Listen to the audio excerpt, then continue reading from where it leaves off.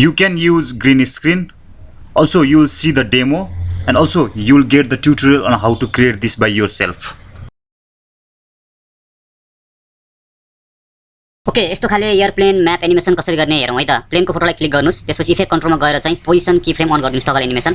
कहाँसम्म चाहिने हो यो स्लाइडरलाई यो बारलाई त्यहाँ लानुस् है। त्यसपछि त्यसलाई क्लिक गरेर तपाईले चाहिँ यसलाई पहिला सिधा लाइन दिनुस् है। लोकेसन कहाँ हो त्यसको लोकेसन दिनुस् है त। की फ्रेम बन्छ तपाईको चाहिँ है। र त्यसपछि यहाँनिर यो पोइन्टहरु देखेको छ नि, कर्भ पाथ भन्छ अथवा मोसन पाथ भन्छ।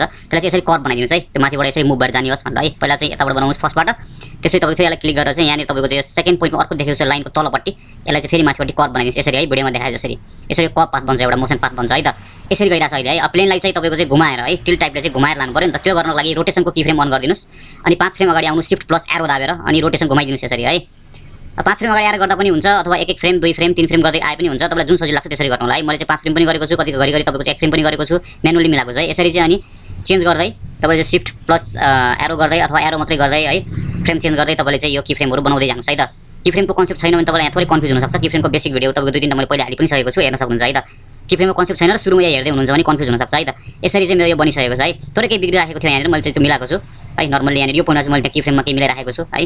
प्लेन चाहिँ टिल्ट भइराखेको थियो धेरै, यहाँ चाहिँ यसरी भयो है त।